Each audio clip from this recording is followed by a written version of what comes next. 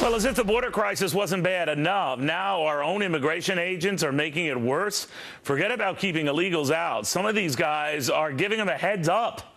Welcome, everybody. I'm Neil Cavuto. And all this time, I bet you thought immigration agents helped, well, crack down on drug cartels. What if I told you a few of them work with those cartels, not to help us, but to help themselves? It's true. Stunning reports, first investigated by the Washington Times, of immigration agents snooping into law enforcement databases and, in the case of some Mexican drug rings, even warning them if they were under investigation. Does any of this ring a bell? Well, it should. Sounds like a lot of VA officials fake waiting lists for records and then lost records, or no less than the IRS losing thousands of emails. But this is more than just taxing or insulting. Play fast and loose with our border by the folks supposedly protecting our border does more than border on criminal. It is criminal, and it is very dangerous. And we wonder why illegals come here in busloads. I have to think that these guys might now and then be the ones driving them. But don't believe me. I'd like to have your thoughts shared here as well. Hashtag Cavuto to share with me what you think.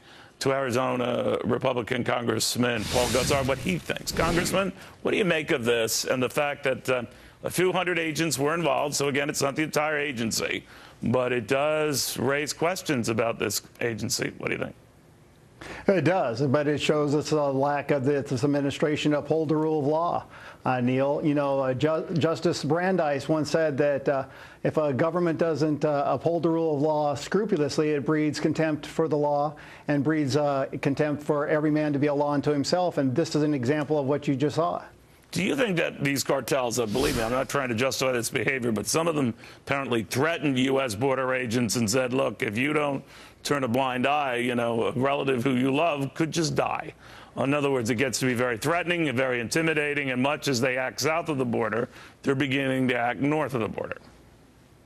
Oh, absolutely. You know, being proactive. You know, we've seen cells do this, you know, in the Middle East. We've seen it all the way across the board. So why wouldn't they continue doing that north of the border? So what would you advocate we do about this?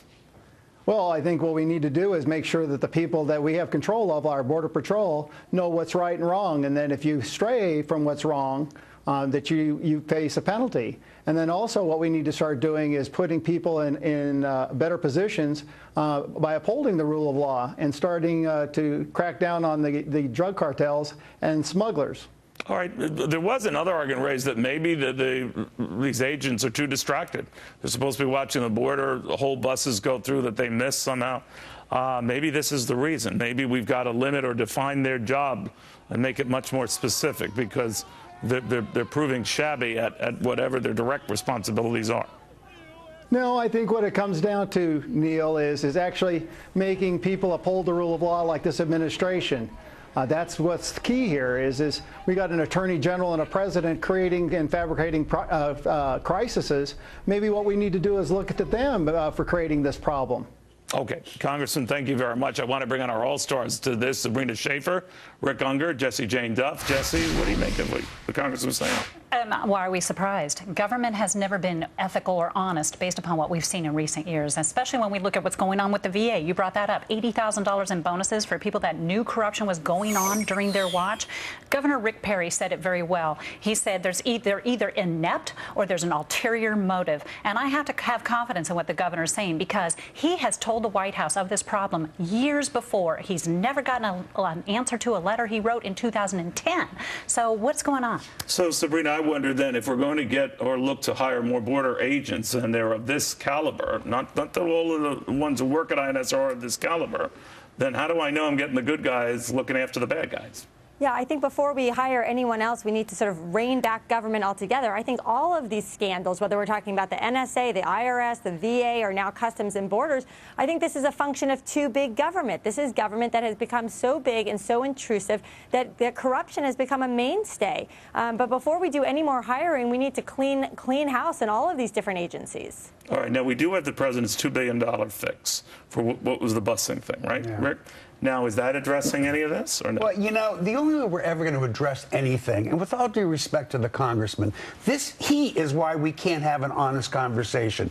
I don't know how to tell him this, but we've had crime long before this administration. We've had police officers. We've had border police. We've had all sorts of law enforcement officials being bribed by the bad guys. All he could do was... Have we ever had 300? Actually, we probably have. I mean, is that really that shocking? Out of 20, I don't know. I'm not trying to justify past sins for present sins. We have 20. Then what do we do? What does Rick Unger do about it? The president's a $2 billion plan. It's a $2 billion plan to fix problems with buses of kids coming here. That doesn't speak to the problem of crooked well, these are buses that these agents But you know missed. what we don't do? We don't go the stupid, silly route of saying, if this president would enforce the law, come on. Root out the criminals. You just did there. You just said that the prior president had the same problem. I'm saying that lots of presidents probably had the same problem. All right, so Jesse, what do we do, Jesse? What a silly argument. Inspire much confidence as it exists now. Well, I don't even know that cleaning house is the answer, because the reality is we've said that same campaign slogan for the last 10, 15 years. This is how we make a change. We have an election coming. Everybody out there who's upset about this needs to hold their vote accountable. Write their senators, write their congressmen, and start being proactive. Sitting here and watching television and just complaining and throwing your ding-dongs at the television set isn't going to accomplish anything. Get a voice, get involved, and start making your voice heard, and then we'll start seeing change. But people have to... Good. Go ahead, Sabrina. Yeah, well, people have to know what they're supporting, and I think the thing for people to realize is that we need to make government smaller, because right now we have so many interests that, whether we're talking about lawmakers or regulatory agencies, everybody is currying favor, and in this case, they're currying favor to the drug smugglers. This is a really bad situation. I think James Madison put it really well a long time ago. He said, you know, if men were angels, we wouldn't need government. But that doesn't mean that government doesn't need to control itself on some level. We need to rein all of these agencies in significantly. All right, guys, thank you all very much. When we come back, you think all of this is a slap at the Constitution. I want you to hear about the professor who no longer wants to teach the Constitution, says it's archaic. All you have to do is bounce that off our judge, because his Constitution is a hugely big deal with him. And man, oh man, oh man. Fire.